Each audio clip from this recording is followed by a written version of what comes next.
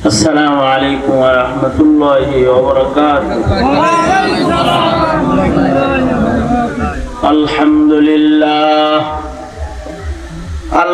لله وكفى وسلام على عباده الذين اصطفى. أما بعد فأعوذ بالله من الشيطان الرجيم. بسم الله الرحمن الرحيم.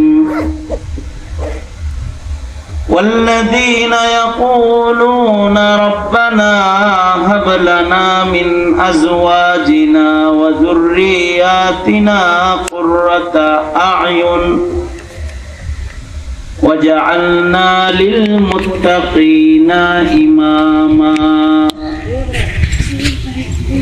وقال النبي صلى الله عليه وسلم إذا مات الإنسان انقطع عنه عمله إلا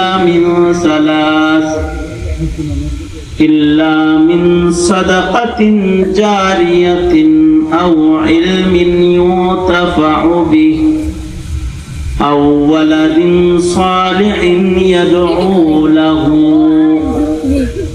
أو كما قال عليه الصلاة والسلام. اللهم صل على محمد وعلى آل محمد كما صليت على إبراهيم وعلى آل إبراهيم إنك حميد مجيد. اللهم بارك على محمد وعلى آل محمد كما باركت على إبراهيم وعلى آل إبراهيم إنك حميد مجيد. কালিকাপুর রাধানগর কবরস্থান সংলগ্ন নুরানি হাফিজিয়া মাদ্রাসার উদ্যোগে আয়োজিত মহতী পাগড়ি প্রদানের মাহফিলের মোহতারাম সভাপতি, উপস্থিত হাজরাত বুজুর্গ, আগের মতো করো, উপস্থিত হাজরাত বুজুর্গ, উলামায়ে কেরাম, সম্মুখপানে সমবেত দিন প্রিয়, ইসলাম প্রিয়, দিনদার ইমানদার মুমিন মুসলমান ভাইরা, পর্দার আড়াল থেকে আলোচনায় শামিল মা বোনেরা, বিশ্বজগতের মালিক, বিশ্ব প্রতিপালকের বিশ্ব দরবারে কালিমাতুর শকর, যে মহান রব্বুল আলামিন দয়া করে মায়া করে ভালোবেসে রহমতি বরকতি জান্নাতের টুকরা বাগানে উম্মতের উলামাদের সোহবতে নেক মজলিসে নসিহতের মাহফিলে আমাদেরকে আল্লাহ তাআলা আশার বসার তৌফিক দান করেছেন। কালিমাতুর শকর করি, শুকরিয়া আদায় করি, জবান ছেড়ে ভক্তি ভরে সমস্বরে আওয়াজ করে সকলে মিলে বলুন আলহামদুলিল্লাহ। বিকাল থেকে শুরু করে এ পর্যন্ত হযরত উলামায়ে কেরাম গুরুত্বপূর্ণ নসিহত আপনাদেরকে করেছেন। মাহফিলের শেষ ভাগে আমি আপনাদের সামনে বসে গেছি বরকতের নিয়তে কিছু বলবার ইরাদায় কোরআনে কারীমের অধিক পঠিত তিলাওয়াতকৃত একটি আয়াতে কারীমা এবং নবীজির একটি হাদিস আপনাদের সামনে পেশ করেছে। এইগুলোকে সামনে করে কিছু কথা আপনাদের সামনে বলবার ইরাদা রাখি। আল্লাহ তাআলা কিছু উপকারী কথা আপনাদের কানে পৌঁছাইবার তৌফিক দান করেন। আপনারা দোয়া করুন, বলুন আমিন। মুহতারাম হাজিরিন, কোনো ভূমিকা না দিয়ে আমি আমার মূল কথার দিকে প্রবেশ করতেছি। খুব সংক্ষেপে যে কথাটা আপনাদের কাছে পেশ করতে চাই সেই দিকে চলে যাই। আমাদের ঘরে, আমাদের জীবনে সবচেয়ে দামি সম্পদ হলো আমাদের সন্তান সন্ততি। মানুষের ঘরের সন্তানরা হলো মানুষের সবচেয়ে শ্রেষ্ঠ সম্পদ। বুঝে থাকলে বলেন তো, একটা মানুষের কাছে টাকার দাম বেশি না তার সন্তানের দাম বেশি? সন্তানের দাম। তার বাড়ি গাড়ির দাম বেশি না তার সন্তানের দাম বেশি? তার জীবনের সবচেয়ে দামি ধন একজন মানুষের হলো তার ঔরসে জন্মগ্রহণ করা সন্তান সন্ততি। এই ওর এই এই এই এই যা যা বাড়ি যা, কথা কথা কে নেবে, ছোট মানুষের ভালো লাগে। চারজন চার জায়গায় বসে, তোমরা সাতজন চার জায়গায় চারজন চার জায়গায় বসো, এক জায়গায় বইও না, বুঝা নাই? এই আবার একসাথে যাইতেছে, চারজন চার জায়গায় যায় মাঝখানে। হ্যাঁ, ওদের শোনায় ছাড়তে জোর করে, এক জায়গায় চারজন বসলে সমস্যা। দুটো হাত উপরে তোলেন তো, জবান খুলে আওয়াজ করে বলেন সুবহানাল্লাহ, আলহামদুলিল্লাহ, লা ইলাহা ইল্লাল্লাহ। আওয়াজ করে বলুন আল্লাহু আকবার, আল্লাহু আকবার। এই যেমন আমার সাথে ছিলেন সব মুতাওয়াজ্জিহান ইলা জিহাতিল এই দিকে তাওয়াজ্জুহ রেখে কিছু সময় কিছু কথা শুনেন, তাহলে অনেক দিন স্মরণ থাকবে কথাগুলো। খেয়াল করে কোনো কিছু শুনলে অনেক দিন স্মরণ থাকে, ঠিক না? আর যদি আনমনা হয় তাইলে কিন্তু স্মরণ থাকবে না, ভুলে যাবেন। তাহলে আমি যে কথা বলতেছিলাম, আমাদের ঘরে আমাদের জীবনে সবচেয়ে দামি ধন দৌলত হলো আমাদের ঘরের সন্তান, প্রজন্ম, ছেলে মেয়ে, এগুলো হলো সবচেয়ে দামি সম্পদ। একটা মানুষের যদি আদর্শ সন্তান তার ঔরসে জন্মগ্রহণ করে, যদি বংশে একটা ভালো সন্তানের জন্ম হয় ঔরসে, তাহলে এই সন্তানের কারণে দুনিয়ার জীবনেও পিতার ইজ্জত বৃদ্ধি পায়, ঠিক কিনা? পিতার প্রশংসা মানুষ করে। কবর জগতেও লাভ আছে, সেটা হলো নেক সন্তানের কৃত নেকির হিস্সা কবরে শুয়ে শুয়ে। এই যে গুরুস্থানে যারা বসে আছে এখন, কবরস্থানে যারা আছে, তাদের সন্তান যারা এখানে আসছেন আজকে, তাদের দোয়ার একটা নূর তাদের কপালে এখন কবরে শুয়ে শুয়েও জুটতে থাকবে, যে কবরে তাদের কবরে নূর যেতে থাকবে। সুবহানাল্লাহ। নেক সন্তান দিয়া দুনিয়াতে বর্জকে উপকার তো হয়, হাসরেও সন্তানের কারণে পিতামাতার মর্যাদা বৃদ্ধি হবে। হাসরের কঠিন ময়দানে সন্তানের কারণে মা বাবাকে আল্লাহ ইজ্জতের আসন দান করবেন। যেমন এই যে দুইটা হাফিজ ছেলেকে পাগড়ি দিলাম, এই সন্তানদের কারণে হাদিস শরীফে আছে আল্লাহ তাআলা তাদের মা বাবাকে সম্মান দিয়ে তাদের মাথায় নূরের তাজ পরাইয়া দিবেন। সুবহানাল্লাহ, সুবহানাল্লাহ। আগামীকালকে বললেন সুবহানাল্লাহ। তাদের মাথায় কি পরাইবেন? নূরের তাজ পরাইয়া দিবেন। এবং এই নূরের তাজের আলো সূর্যের আলোর চাইতেও অনেক ভালো হবে। আল্লাহু আকবার বলেন। তাজের আলো সূর্যের আলোর চাইতে ভালো হবে।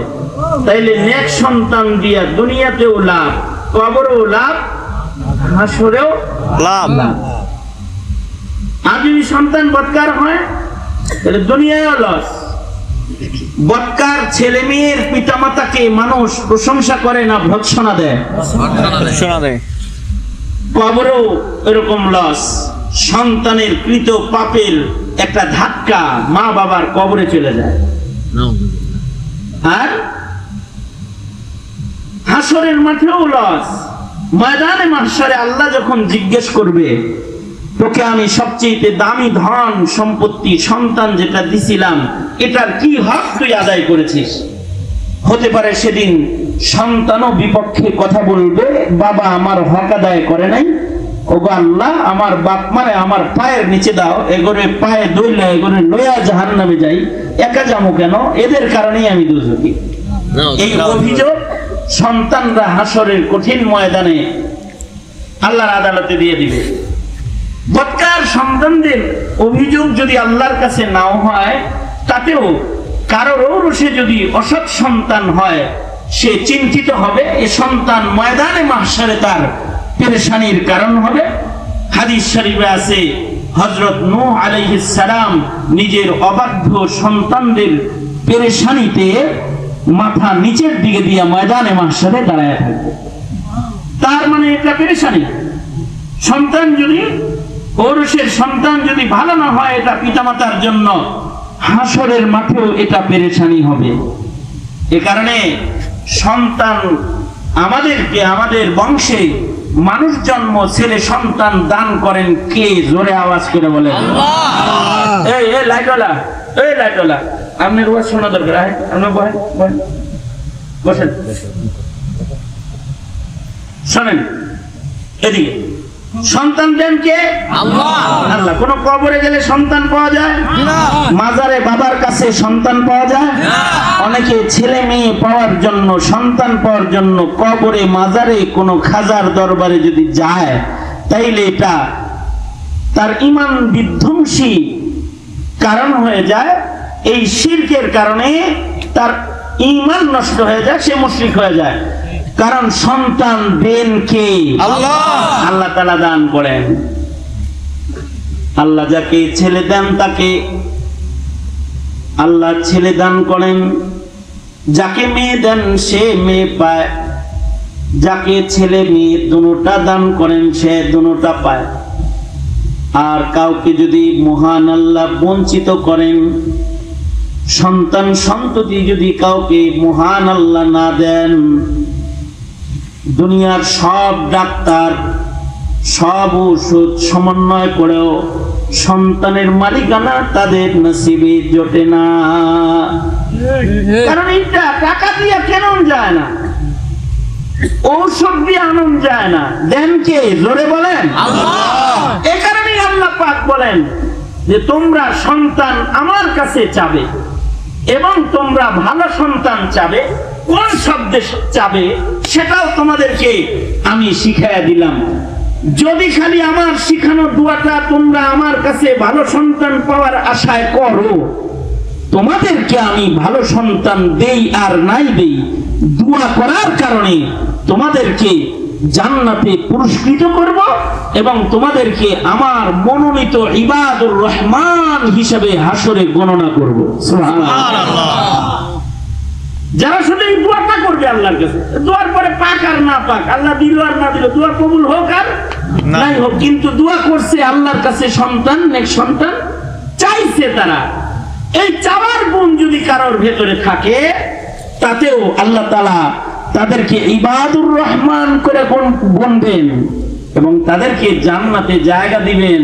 উলাইকা ইউজাউনাল গুরফাতা বিমা সাবারু ওয়া ইউলাকাউনা ফিহা তাহিয়াতাও ওয়া সালামা।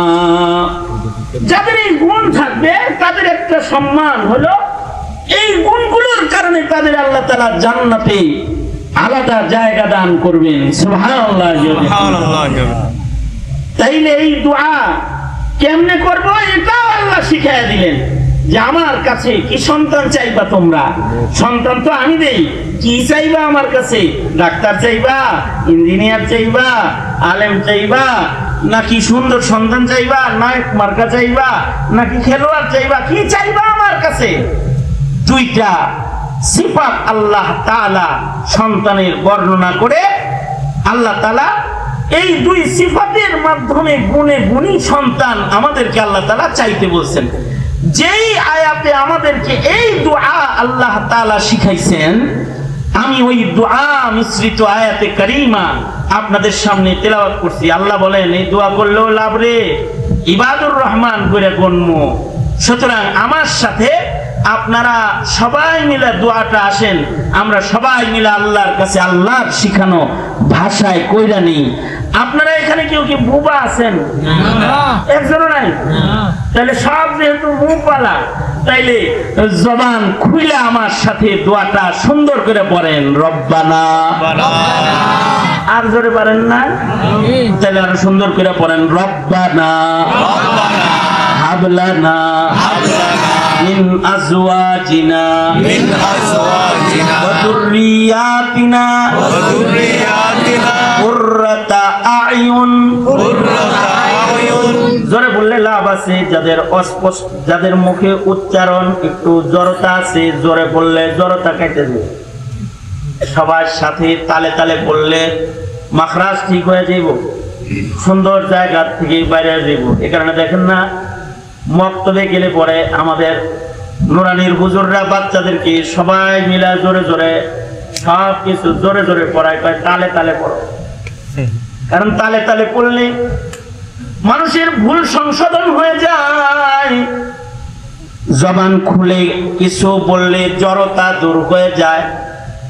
অনেকে শর্মায় যে জোরে কয়ে, আবার পাশের লোক আমার ভুল হইব মুসলিম করে না। জবান খুলে জোরে সরে আমার সাথে বলেন, রব্বানা হাবলানা মিন আজওয়াজিনা ওয়া যুররিয়াতিনা কুররাতা আ'য়ুন ওয়াজআলনা লিল মুত্তাকিনা ইমামা। আরেকবার পড়েন, জোরে পড়েন, রব্বানা হাবলানা মিন আজওয়াজিনা ওয়া যুররিয়াতিনা কুররাতা আ'য়ুন ওয়াজআলনা লিল মুত্তাকিনা ইমামা। আল্লাহর কাছে বান্দা বলবে, ওগো আমার আল্লাহ, আপনি আমার বিবিদের থেকে অথবা আমার যুররিয়াত থেকে, বিবিদের থেকে এবং আমার আলো আওলাদের ভেতর থেকে আমাকে এমন একটা সন্তান আপনি দান করেন। ওগো আল্লাহ, আমাকে এমন সন্তান দান করেন যেই সন্তান দেখলে আমার চোখ জোড়ায় যাবে, দিল ঠান্ডা হয়ে যাবে, চোখ শীতল হয়ে যাবে। ওগো আল্লাহ, এমন সন্তান আমাকে দান করেন যে সন্তানটা মুত্তাকিদের, নেককারদের লিডার হবে, সর্দার হবে। তার মানে হলো, এমন সন্তান আমাকে দিয়েন না যে সন্তান আমার চোখের পানি জড়ায়, মানে কান্দায়। ওগো আল্লাহ, এমন সন্তান আমাকে দিবেন না যে সন্তান আমার অস্থিরতা, আমার পেরেশানির কারণ হয়ে যায়। ওগো আল্লাহ, আমাকে এমন সন্তান দিবেন না যেটা বদকার, যেটা গাঁজা খায় অথবা যেটা গাঁজা খোরদের লিডার। মদখোর সন্তান দিবেন না, মদখোরদের লিডার আমার খানদানে আপনি দিবেন না। আমার বংশে, আমার খানদানে খুনি পাঠাইবেন না, আমার খানদানে কোনো জালেম পাঠাইবেন না, আমার খানদানের ভেতরে কাফের বেঈমান নাস্তিক মুরতাদি পাঠাইবেন না। আমার খানদানে পাঠাইবেন নেককারদের সর্দার, যে নেককাররা নেককারদের সর্দারি করবে জমিনে। ওগো আল্লাহ, আপনি আমার খানদানের ভেতরে এমন নেককারদের সর্দার সন্তান দান করেন।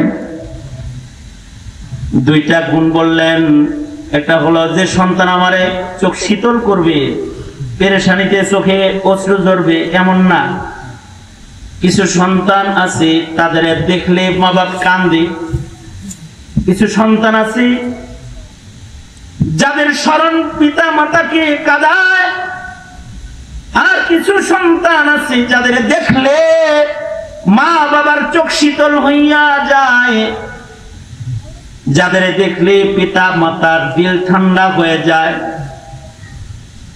কিছু সন্তান আছে জমিনে বদকার, কিছু সন্তান আছে স্বামী উসমান মার্কা, শেখ হাসিনা মার্কা, যারা বদকারদের খুনিদের লিডিং দিয়া বলায়। দেখেন না, এরকম সন্তান একটা হইলেই দেড় জ্বালায় হেলায় যায়। একটা ভালো সন্তান গোটা দেশের জন্য রহমত হয়ে যায়।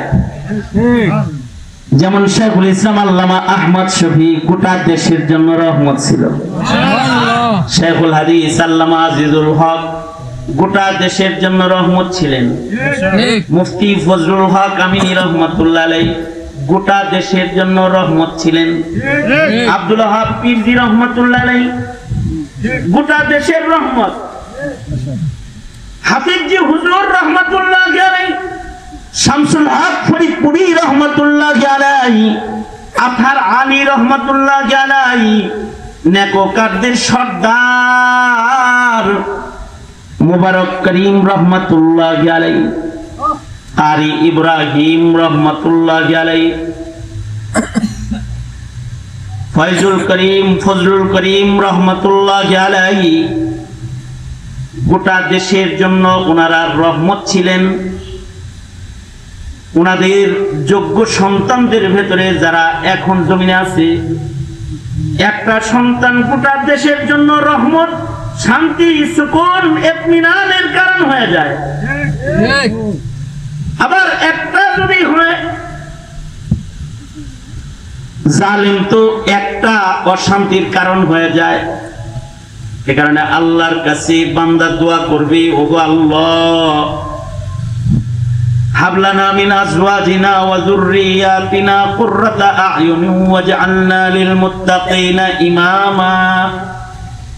আল্লাহর কাছে চাইবে, আল্লাহ আমার হৃদয়ের প্রশান্তি আসে এমন খান ও দানে এমন সন্তান আপনি আমাকে দান করেন, নেককারদের সর্দার হয় এমন সন্তান আপনি আমাদের দান করেন। নড়াচড়া করেন কেন? চলে যাব, চলে যাব।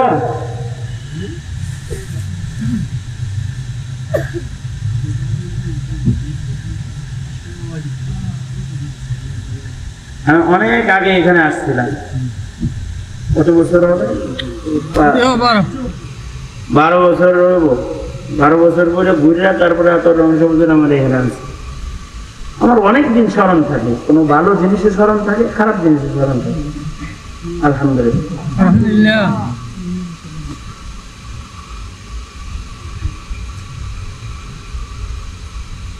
সুতরাং নিজেদের খানদানে আমরা যেন আমাদের সন্তান সন্ততি দিয়ে আল্লাহর কাছে শর্মিন্দা না হই, এই দোয়াটা করাও একটা আলাদা ইবাদত। আমরা কত দোয়া করি, এই দোয়াটা ভুলে যাই, এটা করি না। নামাজ পড়া সালাম কি দিয়া ঘর বেহা করে চলে গেছে, দোয়াটা করে দিই তো, আল্লাহ আমার রক্তের ভেতরে আমার ছেলে তো দিলেন না, নাতি একটা ভালো দিয়েন, নাতির ঘরের পুতি একটা ভালো দিয়েন, যেটার কারণে আমার খানদান মুক্তি পাবে এমন একটা সন্তান আমার পুতির ঘরের ঔরসে দিয়ে দিয়েন, ওয়ারিস যারা হবে তাদের ঔরসে দিয়ে আল্লাহ। এটা আল্লাহর কাছে কামনা করা। ইব্রাহিম আলাইহিস সালাম এই দোয়া করার কারণে ইসমাইলি খানদানে বিশ্ব পয়গম্বরের জন্ম হয়েছে। আমাদের মুরব্বীরা বলে, তোমরা যদি আরবিতে করতে ভুলা যাও তাহলে বাংলায় করবা। এমন সন্তান দে মাওলা, এমন সন্তান দে, এমন সন্তান দে মাওলা, এমন সন্তান দে, কামাই খাওয়ার আশা নাই, মইরা গেলে দোয়া করবে যে। এমন সন্তান দে আল্লাহ, এমন সন্তান দে, কামাই খাওয়ার আশা নাই, আমি মরে গেলে দোয়া করবে যে। আপনারা যারা মরা পিতা মাতা এখানে আছে, এই মৌলানা আতাউল্লাহর বাপ এখানে ঘুমিয়ে রয়েছে, এই যে মৌলানা সালাউদ্দিনের আব্বা এখানে আছে, এখানে আমার বাপের উস্তাদরাও শুয়ে রয়েছে, আপনাদের অনেকের বাবা অনেকের মা এখানে শুয়ে রয়েছে। এইখানে যারা আজকে তাদের জন্য একটু দোয়া করবেন, এই সন্তানগুলা ওই বাবা মার সুসন্তান। এই সন্তানগুলার কারণে বাবা মা কবরেও উপকৃত। এ কারণে এই দোয়া স্মরণ করা, আল্লাহর কাছে করা, এটা একটা ইবাদত। আজ থেকে এটা একটা জীবনের নির্বাচিত আমলের ভিতরে একটা আমল বানান। যতদিন বেঁচে থাকবেন, যখনই আল্লাহর কাছে হাত তুলবেন তো খানদানের জন্য দোয়া করবেন। সব নবীরা খানদানের জন্য দোয়া করছে। এ কারণে নবীর ঘরে নবী হইছে, নবীর ঘরে নবী হইছে। খানদানের জন্য এমন দোয়া করছে যে আল্লাহ তাআলা শেষ বেলায় বুড়া বয়সেও সন্তান দিছে। খানদানের ভেতরে এমন দোয়া করছে যে খানদানের ভেতরে আল্লাহ তাআলা পয়গম্বরের নসল জারি করছে, সিলসিলা জারি করছে। করিম ইবনে করিম, করিম ইবনে করিম, নেকের ঘরে নেক, নেকের ঘরে নেক দোয়ার কারণে এরকম সিলসিলা জারি হয়ে যায়। এই কারণে এটা একটা আল্লাহ পাকের পছন্দনীয় আমল যে আমরা সবাই দোয়া করব, আল্লাহ এমন সন্তান দে, কামাই খাওয়ার আশা নাই, মইরা গেলে দোয়া করবে যে। এটা তো মরার পরে দোয়ার কাম বাজে। মরার আগেও যদি কুসন্তান কারোর হয় তাহলে এটা পেরেশানির কারণ হয়, আর যদি সুসন্তান হয় তাইলে জীবনের শেষ বয়সে বাবা মা যদি অচল হয়ে যায়, নসিবে খেদমত জোটে, খেদমত জোটে। আমি এমন সন্তানকে চিনি, আপনারাও চিনেন, নাম বললে চিনালে দিবেন, নামটা বলতে চাইতেছি না। এমন মানুষ আছে একদিকে বুখারী শরীফ পড়ায়, আর একদিকে প্রতিদিন সকালে একবার রাত্রে একবার, এমনকি প্রায় 21 বছর 19 বছর যাবত বিছানায় পড়ে থাকা বাবার পেশাব পায়খানা সন্তান নিজের হাতে পরিষ্কার করে। এটা একমাত্র নেক সন্তানের দ্বারাই সম্ভব।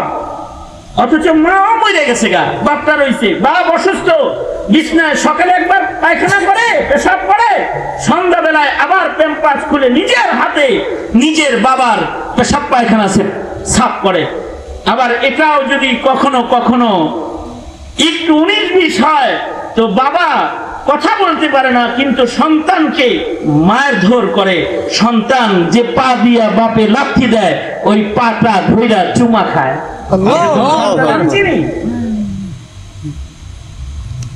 নসিব নসিব। আমি একটা গল্প দিয়ে আজকের আলোচনা শুরু করি, আরেকটা গল্প দিয়ে শেষ করে দিই, বেশি কথা বলার তো দরকার নেই।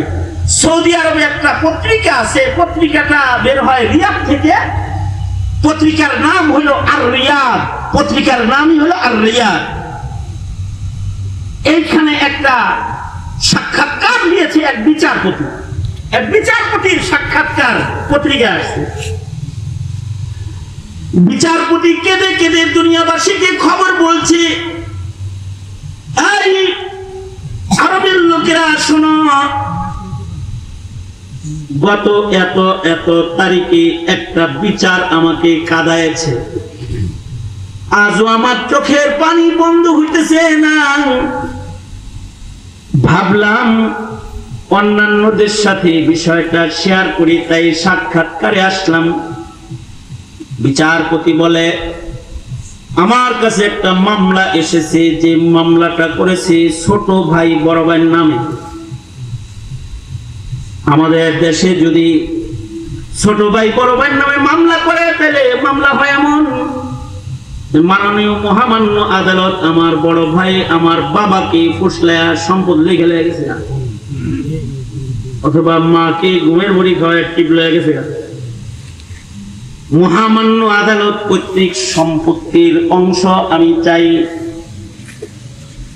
আমি মাজলুম, মা বাবারে ধোকা দিয়া বড় ভাই মাল লেগে গেছে, এটার বিচার দিয়েছে আদালতে যায় ছোট ভাই। এটা হলো সাধারণত আমাদের দেশের মামলা এমন হয়, কিন্তু ছোট ভাই বড় ভাইয়ের কাছে একটা আশ্চর্য মামলা দায়ের করেছে। মামলাটা হলো মহামান্য আদালত, আমাদের বাবা নাই, আমার একমাত্র মা সাহেবে ফিরাস বিছানায় পড়ে আছে আজ 17 বছর। আমরা দুই ভাই, কিন্তু আমার ওই অসুস্থ মায়ের সেবা আমার বড় ভাই একা একা আজ 17 বছর যাবত করে। আমি আমার মাকে আমার ঘরে এনে কিছুদিন রাখতে চাই, কিন্তু বড় ভাই আমাকে কখনো আমার মাকে আমার ঘরে আনতে দেয় না।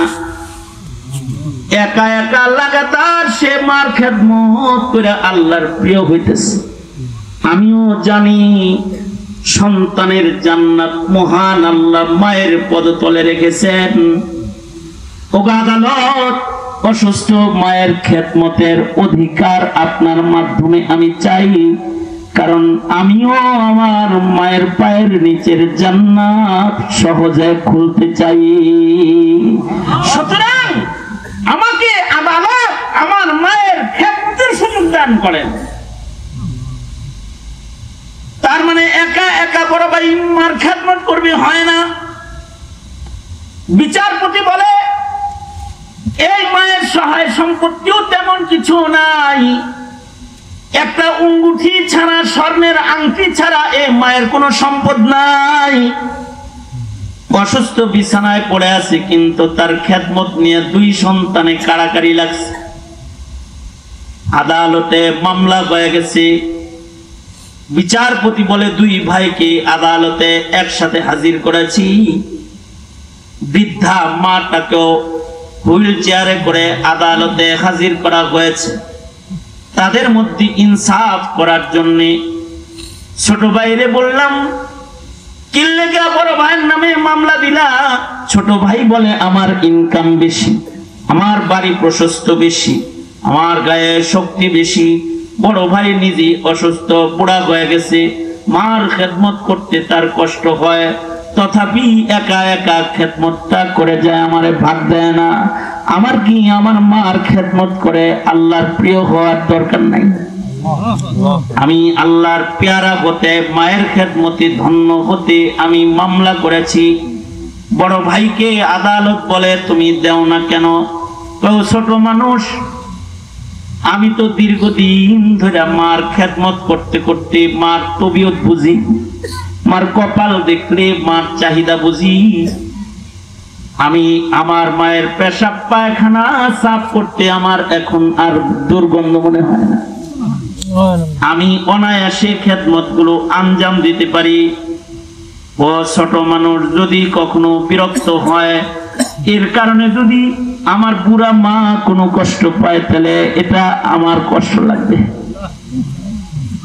আর ও ছোট মানুষ, ওর উপরে রহম করে বড় হয়ে আমি খেদমতটা আঞ্জাম দিয়ে যাই। এ কারণে জোর করে আমার ঘরে রাখি, ওর ঘরে দিই না। ছোট ভাই বলে আদালত অত শত চলবে না, ইনসাফ চাই, ইনসাফ। উনি 17 বছর করছে, মা 17 বছর বাঁচবে, 17 বছর আমার, এখন আমার বাপে আছে, আমি খেদমত করব। আদালত বলে 2 ভাইয়ের ঝগড়ায় আমি কিংকর্তব্য বিমূঢ় হয়ে গেলাম। বুড়া মাকে জিজ্ঞাসা করলাম, মা আপনার 2 সন্তান যার যার ঘরে আপনাকে নিয়ে যেতে চায়, আপনি কার ঘরে যাইবেন? বৃদ্ধা মা একবার ছোট ছেলের দিকে তাকায়, একবার বড় ছেলের দিকে তাকায়। ছোট ছেলের দিকে তাকাইলে ছোট ছেলে ভিক মাইঙ্গা বলে, মা আমার পেটে ধরো নাই, আমি কি তোমার সন্তান না? আমার ঘরে কি তোমার থাকার দরকার নাই মা? আমি কি তোমার খেদমতের সুযোগ পাবো না মা? বড় ভাইয়ের দিকে তাকাইলে বড় ভাই বলে, মা মাহরুম করো না, তোমার শেষ সময় পর্যন্ত তোমার পাশে আমি থাকতে চাই। 2 ভাইয়ের অবস্থা দেখি মায়ের চোখের পানি পড়তেছে, কাঁদতেছে, কোনো কথা বলতে পারছে না। আদালত বলে, মা আপনি যে সন্তানকে পছন্দ করবেন তার ঘরে আপনাকে দিয়ে দেওয়া হবে। মায় বলে, মাননীয় আদালত, আমার 2 সন্তান আমাকে সমান ভালোবাসে, এরা উভয় আমার সন্তান। একজনের নাম আদালতে উচ্চারণ করে, আর একজনরে আমি খাটো করতে চাই না। আমি আমার 2 সন্তানকে সমান ভালোবাসি। আমি কারোর নাম নিতে পারবো না, তবে আপনি আদালত থেকে যে ফয়সালা দিবেন সে ফয়সালা দাঁড়িয়ে আছি, বিচারটা আপনিই করেন। বিচারপতি বলে, দুনো সন্তান মায়ের জড়া ধরে কান্দে, মা ও সন্তানদেরকে জড়া ধরে কান্দে। বিষয়টা দেখা আমি ফয়সালা দিলাম, বড় ভাই আপনি দুর্বল হয়ে গেছেন, আপনি অসুস্থ, আপনার ইনকাম কম, আপনার বাড়ির অবস্থাও দুর্বল, দীর্ঘদিন আপনি সেবা খেদমত করেছেন, এখন ছোট ভাইটারে একটু সুযোগ প্রদান করেন, তার ইনকাম বেশি, তার বাড়ি বড়, সে মায়ের খেদমত করার অধিকার রাখে। তাই আদালত কিছুদিনের জন্য আপাতত ছোট সন্তানের কাছে তার মাকে দিয়ে দিল, আপনার উপরে একটু রহম করলো। যদি কখনো আপনার দেখতে মনে চায় তো আপনি ছোট ভাইয়ের বাড়িতে চলে যাবেন, আজ থেকে আপনার মা ছোট ভাইয়ের বাড়িতে থাকবে। কিন্তু আদালত বলে, এই ছোট ভাই, দিলাম তোমার ঘরে তোমার বাড়িতে খেদমত করার জন্য, কিন্তু তোমার বড় ভাই যদি কখনো তোমার দরজায় দাঁড়ায়া নিজের মাকে নিজের ঘরে এনে একটু খেদমত করার জন্য দিলের আশা ব্যক্ত করে ফেলায়, বাধা দিবা না, মায়েরে কোলে কইরা বড় ভাইয়ের বাড়ি পৌঁছায় দিয়ে আইসো, তোমার কাছেই থাক, কিন্তু বড় ভাই চাইলে তার ঘরেও দিয়ে আনবা। আদালত সাক্ষাৎকার দিয়ে বলে, এই যে এমন একটা সন্তান, এমন দুইটা সন্তান একটা মায়ের গর্ভে আছে, এইরকম একটা সন্তান যদি সব ঘরে ঘরে জন্মাইতো তাহলে দুনিয়ার কোন পিতাকে বৃদ্ধাশ্রমে থাকতে হতো না। যদি এমন একটা সন্তান ওরসে জন্মগ্রহণ করে তাহলে ওই মা বাবাকে অসুস্থ বদনেও ঘরে কোনো কষ্ট করতে হবে না।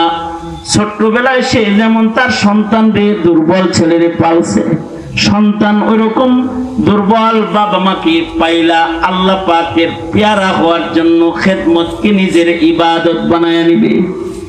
এ কারণে প্রত্যেকটা বান্দা বান্দি আল্লাহর কাছে বলবে, রব্বানা হাবলানা মিন আজওয়াজিনা ওয়া যুররিয়াতিনা কুররাতা আ'য়ুন ওয়াজআলনা লিল মুত্তাকিনা ইমামা। ওগো আল্লাহ, আপনি আমারে ভালো সন্তান দান করেন। আল্লাহর রাসূল বলেন, ওয়ালাদে সালেহ কেন চাইবা না? মানুষ মৃত্যুবরণ করার পরে তার সকল প্রকারের ইনকাম বন্ধ হয়ে যায়, কিন্তু তিন পথে মানুষের কবরে মৃত্যুর পরেও ইসরাফিলের বাঁশি পর্যন্ত সব যাইতে থাকে।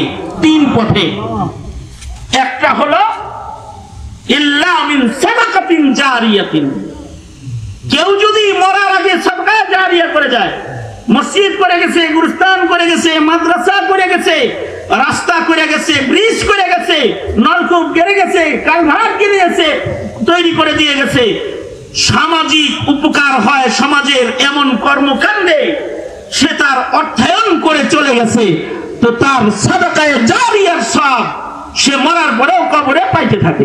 আল্লাহু আকবার বলেন। আল্লাহু আকবার। আরেকটা হলো আও ইলমিন ইউনতাফাউ বিহি, কেউ যদি মৃত্যুর আগে ইলমে দ্বীনের খেদমত করে যায়, যেমন আতাউর রহমান সাহেব কিছু হাফেজ সাহেব বানাইতেছে, এই দেশের মাদ্রাসার মুহতামিমরা কিছু আলেম বানাইতেছে, এই দেশের সাধারণ পাবলিক তাদের চান্দা দিয়ে একটা মাদ্রাসা চালাইতেছে। এই যেমন আমি খালিদ সাইফুল্লাহকে আমার কিছু উস্তাদ লেখাপড়া করাইছে, ওনারা কবরে চলে গেছে, তাদের শিখানো বক্তব্য আমি আপনাদের সামনে বসে বসে দিতেছি। আমার কাছ থেকে শিখে যারা আমল করতেছেন, আমার বলার সব আপনাদের আমলের সবের একটা হিস্সা আমার মরহুম উস্তাদরা কবরে শেষ হয়ে পাইতেছে। আল্লাহু আকবার জোরে করে বলেন। আল ইলমিন ইউনতাফাউ বিহি, এমন কিছু ইলমি খিদমত সে করে গেছে যেই খেদমত গুলো করার পরে মানুষের উপরে আমল করতেছে, সে কবরে চলে গেছে, কিন্তু কবরে শুয়ে শেষে এর অংশ হিস্সা কবরে শুয়ে শুয়ে পাইতে থাকবে। সুবহানাল্লাহ। আর সর্বশেষ তরিকা হলো, কারোর বংশে যদি একটা নেক সন্তান দেখা যায়, সেই নেক সন্তান জীবনে যত নেকির কাজ করে, নেকির কাজের একটা অংশ মা বাবার কবরে পৌঁছতে থাকে। এ কারণে প্রত্যেক পিতামাতার জন্য দায়িত্ব হলো আল্লাহর কাছে বলবে, ওগো আল্লাহ আমাকে নেক সন্তান দান করেন। দ্বিতীয় নাম্বার দায়িত্ব হলো সন্তানগুলা আইসা পড়লে সন্তানদেরকে নেককার বানাইবার মেহনত করতে হবে। হাকিম মোহাম্মদ থানভী বলেন, সবার ঘরের সন্তানের উপরে বাবার মেহনত হয় না, তবে যাদের সন্তানের উপরে মা বাবার মেহনত আছে তারা হলো আল্লাহর কাছে তারা সমাদৃত এবং প্রশংসিত পিতা। আর যারা নিজের খানদানের সন্তানদের উপরে মেহনত করে না তারা হলো আল্লাহর কাছে নিকৃষ্ট পিতা। উৎকৃষ্ট পিতা আছে, নিকৃষ্ট পিতা আছে। হযরত থানভী বলেন, নিকৃষ্ট পিতারা দুই প্রকার। নিকৃষ্ট পিতা কয় প্রকার? দুই প্রকার। আর উৎকৃষ্ট পিতা মাতা এক প্রকার। নিকৃষ্ট পিতা কারা? নিকৃষ্ট পিতাদের এক নাম্বার গ্রুপ হলো যারা সন্তান জন্ম দেওয়ার পরে এগুলারে খাওয়াইয়া দাওয়াইয়া বড় বানাইয়া বাস এগুলারে রাস্তায় ছাইরা দেয়, এরপরে আর কোনো দায়িত্ব পিতা আদায় করে না। সন্তানগুলো বড় হয়ে গেলে ওদের আযাব ছেড়ে দেয়। গাঞ্জা খাইলে খা, ভ্যান গাড়ি চালাইলে চালা, রিক্সা চালাইলে চালা, ডাকাতি করলে করগা, চুরি করলে করগা, এরকম একটা ভাব আর কি। বাপে মানে বাপ এরে বড় হয়েছে তো দায় সারছে আর কি। এইবার আর এই সন্তানের কোন দায়িত্ব অভিভাবকত্ব এ পিতা আদায় করে না। যে পিতারা নিজের সন্তানদেরকে রাস্তায় ছেড়ে দেয় এই পিতাগুলো হলো আল্লাহর কাছে নিকৃষ্ট পিতা। এই পিতারা নিকৃষ্ট পিতা। রাস্তায় ছেড়ে দেওয়ার কোনো সুযোগ নাই। শাসন লাগবে, তরবিয়ত লাগবে, তালিম লাগবে, শাসন লাগবে, যজ্ঞ করার মেহনত লাগবে। ঢাকা শহরের একটা জরিপ করেছি আমরা বন্ধু বান্ধবরা বসে, যে যারা বাবা খায়, গাঁজা খায়, ছিনতাই করে বেড়ায়, রাস্তায় অঘটন ঘটায়, এই রাস্তার এই যে মুক্ত কিছু ছেলে পেলে আছে, কিশোর গ্যাং, এদের 99% এই গ্যাংয়ের সাথে যারা জড়িয়ে আছে তারা এমন পিতার সন্তান যেই পিতা তাদের সন্তান সম্পর্কে বেখবর। ঠিক। কোন দায়িত্ব আদায় করার মতো সুযোগ তাদের নাই। এমন অবহেলিত তাদের কাছে তাদের সন্তানরা যে তারা সন্তানের কোনো হক আদায় করে না। এ কারণে তাদের সন্তানগুলো ভ্রষ্ট হয়ে যায়, পথহারা হয়ে যায়। তোমরা যারা বিয়ে শাদী করো নাই এখনো, আমার আজকের বয়ান শুনে রাখো। বিয়েটা কইরে আগে এই দোয়া কালাম শুরু করো আর মেহনত গুলো শুরু করো, তাহলে খানদানের ভেতরে আসাদুর জন্মাবে না, নাস্তিক জন্মাবে না, ইমানদার হবে। মুসলমান হয়ে জন্মগ্রহণ করে বেঈমানের খাতায় নিজের নাম লেখাবে না, নাস্তিকের খাতায় নাম লেখাবে না, মূল্যবোধ চিনবে সে। এই যে পিতার কাফেলা, এরা হলো নিকৃষ্ট পিতা। আর এক প্রকারের নিকৃষ্ট পিতা আছে যারা সন্তানদেরকে শেষ নিঃশ্বাস পর্যন্ত সর্বোচ্চ আদর সোহাগ দিয়ে শৌখিন কায়দায় সন্তানদেরকে লালন পালন করে যায়, কিন্তু কামের কাম করে না। তার মানে হলো সন্তানদের ভালো পড়ায়, ভালো খাওয়ায়, ব্র্যান্ডের পোশাক পরায়, ডুপ্লেক্স বাড়ি বানায় দেয়, সুন্দর একটা আইফোন কিনে দেয়, ভালো একটা মোটরসাইকেল কিনে দেয়, যখন যা চায় সব দেয়। মুখ দিয়া সন্তান বাইর করতে দেরি হয়, কিন্তু বাবার ওইটা সন্তানের কাছে হাজির করতে দেরি হয়। এত আদর যত্ন করে যে ভালো খাওয়াইলো, ভালো রাখলো, ভালো পড়াইলো, এমনকি বিদেশে তাদেরকে শিক্ষা দিল। এমন ইউনিভার্সিটিতে তাদের আমি চিনি যে এমন পিতা আছে যারা সন্তানকে বিদেশে পড়ায়। তাদের এক এক সন্তানের পিছনে বছরে তাদের 70 লক্ষ টাকা ব্যয় হয়, মিনিমাম 70 লাখ ব্যয় হয় বছরে। মানে 9 সে সময় সরকারি খরচ আছে 63 লাখ। 9 মাসে একটা সেশনে, 9 মাসের একটা সেশনে যদি খরচ হয় 63 লাখ, তাহলে 4টা সেশন পরে হবে ডক্টরের ডিগ্রি। তাহলে 3 কোটি 3.5 কোটি টাকা খরচ করতেছে একটা ছেলের খালি একটা ডিগ্রি পর্যন্ত পৌঁছাইতে। পাস করবো না ফেল করবো এটা কিন্তু পরের হিসাব। হ্যাঁ স্যার এসেন কেন, মানে এই পর্যন্ত খালি পৌঁছতে 3.5 কোটি। এরপরে কি হয় জানেন? এরপরে হলো আমাদের সাবেক প্রধানমন্ত্রীর ছেলের মতো খ্রিস্টান বিয়ে করে তারা আধা মুসলমান আধা খ্রিস্টান হয়ে যায়।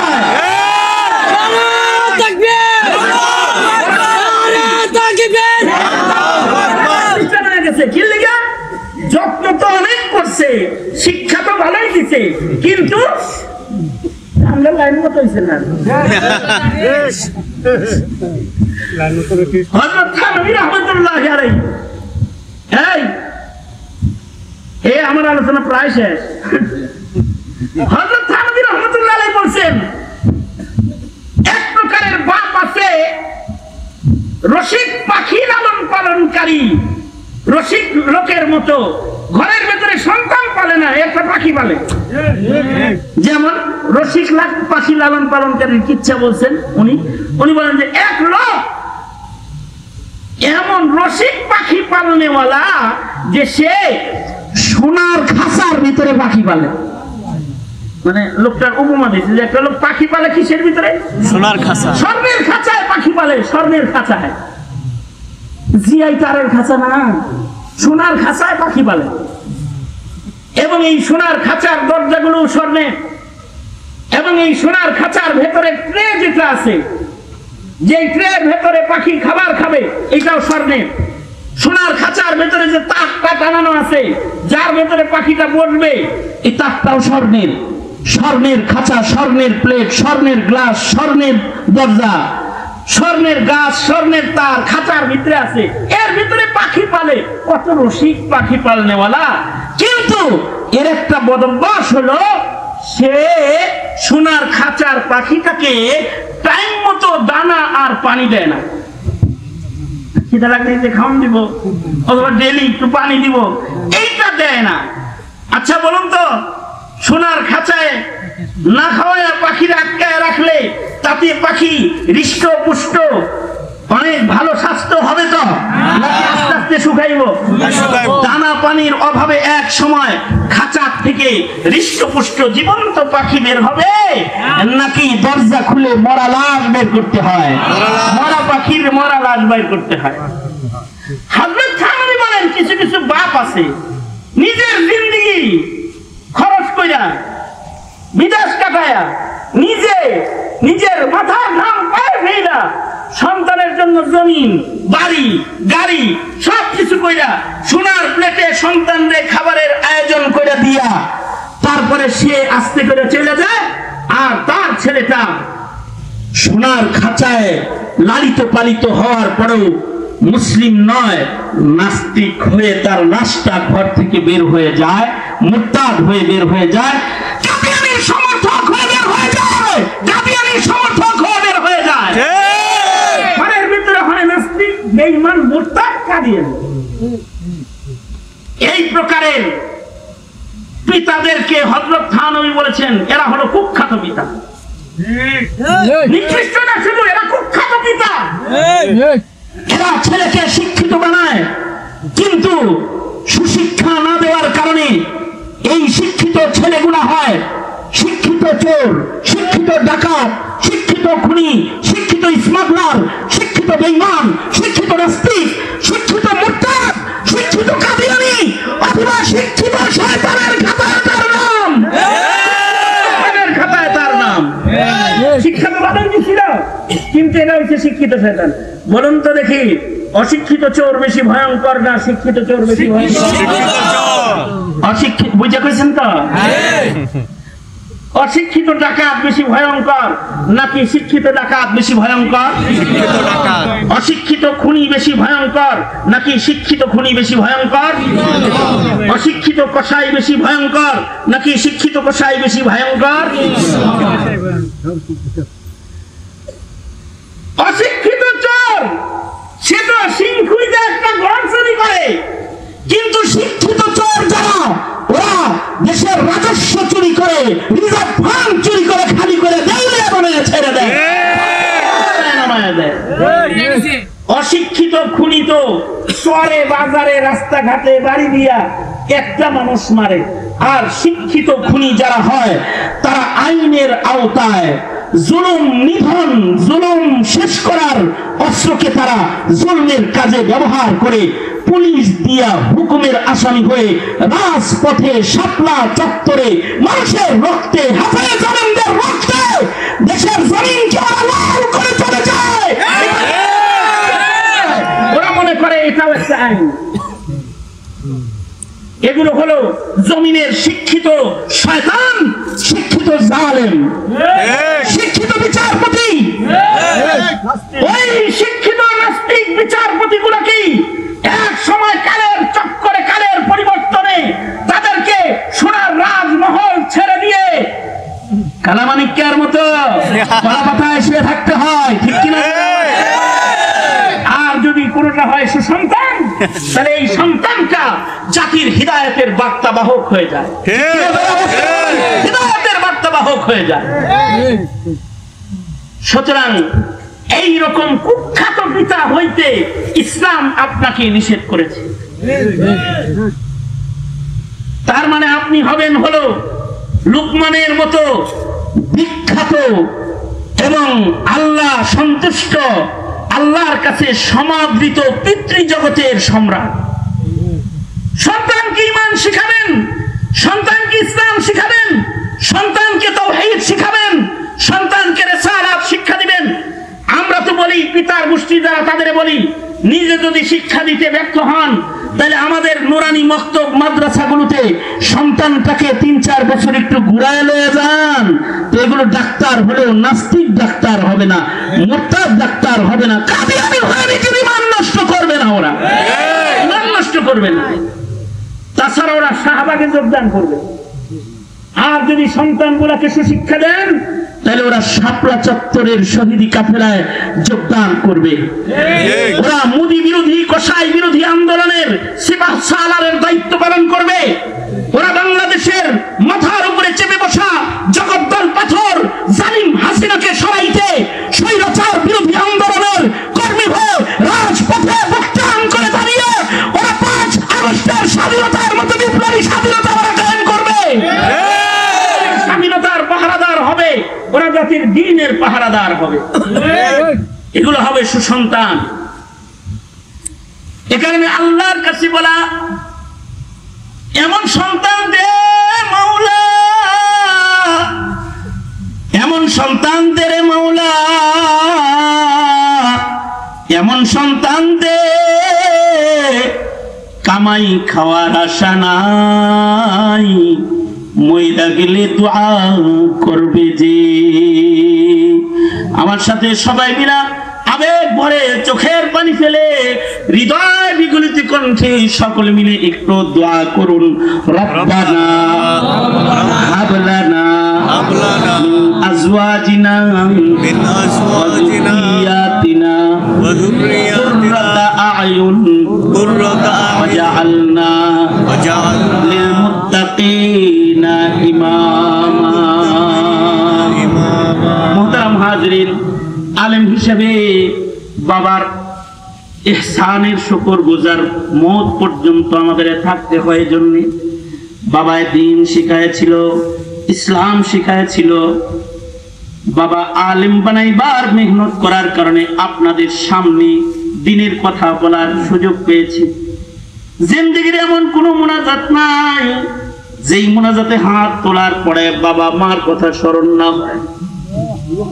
যেখানে দুইটা হাত তুলা আল্লাহর কাছে হাত পাইতে ফেলাই, যখনই কেবলমাত্র হাতটা তুলি মনে হয় অনুভূতিতে এমন অবস্থার জন্ম হয়, মনে হয় যেন কবর থেকে আমার মরহুম পিতা হাফেজ জাইনুল আবেদিন মনে হয় আমাকে ডেকে ডেকে বলতেছে, বাবা হাজার হাজার মানুষ নিয়ে তুমি বসেছ, এই সময় কিন্তু তোমার এতিম বাবার কথা ভুলে যেও না।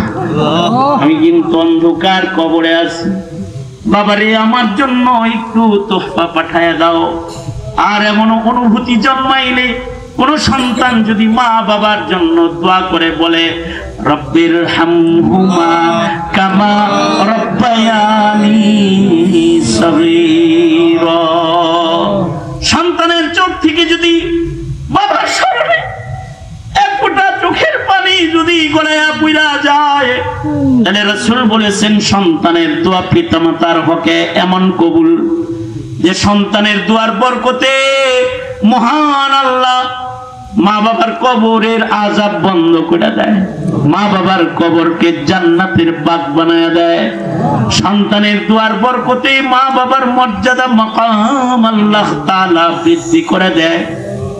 মহান রব্বুল আলামিনের কাছে নেক সন্তানের দোয়া বড় দামি।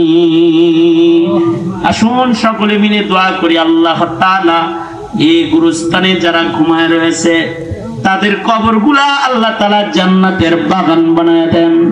আর আমাদের খানদান আমাদের রক্তের মধ্যে মহান আল্লাহ আমাদের জন্য দোয়া করার মানুষ যেন দান করে। আলহামদুলিল্লাহ রাব্বিল আলামিন, আসসালাতু ওয়াসসালামু আলা সাইয়্যিদিল আম্বিয়া ওয়াল মুরসালিন মুহাম্মাদিন ওয়া আলা আলিহি ওয়া আসহাবিহি আজমাইন। ربنا آتنا في الدنيا حسنة وفي الآخرة حسنة وقنا عذاب النار. ربنا ظلمنا أنفسنا وإن لم تغفر لنا وترحمنا لنكونن من الخاسرين. فلينا ديور مولا ফেলিয়ে না দিও, গুনাহ যত করেছি আমরা ক্ষমা তুমি করিও। বান্দা আছে বন্দিগি নাই, শেষ করেছি জিন্দেগি, আখিরাতের বিচার দিনে এ পাপীদের উপায় কি? রহমান রহিম নামে নিয়েছি আল্লাহ, তোমায় মানিয়া কেমন করে আমাদের তুমি জাহান্নামে ফেলিবা। মাফ করে দাও আল্লাহ, মাফ করে দাও, গুনাহ যত করেছি আমরা ক্ষমা তুমি দাও। রব্বুল আলামিন তোমার শেখানো একটি দোয়াকে সামনে করে কিছু কথা, কিছু নসিহত তোমার বান্দাদের কানে পৌঁছায় দিয়েছি। উপরে নিচে কত আলেম ওলামারা বসে বসে কথা শুনেছে। রব্বুল আলামিন বুড়া বুড়া বাবারা রয়েছে, হীরার টুকরা কলিজার ধন নওজোয়ান যুবকদের কাফেলা এখানে বসে বসে বয়ান শুনেছে। পর্দার আড়াল থেকে আমাদের মা বোনেরা শামিল হয়েছে। রব্বুল আলামিন ভিক্ষুকের মতো দুইটা হাত কাঙ্গালের মতো বাড়ায় ধরেছি। আল্লাহ জিন্দেগির সব গুনাহের জন্য তোমার কাছে মাপ চাই। ও জাহানের মালিক আল্লাহ, মেহেরবানি করে আমাদের জিন্দেগির সব গুনাহ তুমি মাফ করে দাও আল্লাহ। পাশি কবরস্থান, এই কবরস্থানে কারোর বাপ ঘুমায় রয়েছে, কারোর মা ঘুমায় রয়েছে, কারোর মা বাবা দুজন ঘুমায় রয়েছে আল্লাহ, কারোর দাদা দাদি ঘুমায় রয়েছে আল্লাহ। আমার মহাব্বতের কিছু মানুষ গুরুস্থানে ঘুমায় রয়েছে এখানে, যারা আমাকে ভালোবাসতো, মহাব্বত করতো, আদর করতো। রব্বুল আলামিন আল্লাহ ভিক্ষুকের মতো তোমার আদালতে কিবরিয়াতে দুইটা হাত বাড়ায় ধরেছে। রব্বুল আলামিন জিন্দেগীর সবটুকুন আবেগ উজাড় করে কবরে শায়িত মাইয়িতদের কথা তোমার কাছে বলছি। মেহেরবানি করে এই গুরুস্থানে যত মাইয়িত ঘুমিয়ে রয়েছে আল্লাহ, তাদের সকলের কবরের আযাব মাফ করে তাদের নাম জান্নাতি বান্দার দপ্তরে উঠায় দাও আল্লাহ। রব্বুল আলামিন আমরা যারা হাত তুলেছি জানি না কার মা নাই, কার বাবা নাই, আপনজন যাদের কবরে ঘুমায় রয়েছে সকল মুর্দেগানকে মাফ করে দাও। ইয়া আল্লাহ, যাদের পিতামাতা আছে হায়াত বাড়ায় দাও, বেশি বেশি করে খেদমত করতে পারে তৌফিক দাও। ও আল্লাহ, প্রজন্মের যুবক গুলাকে তোমার কাছে আমানত দিয়ে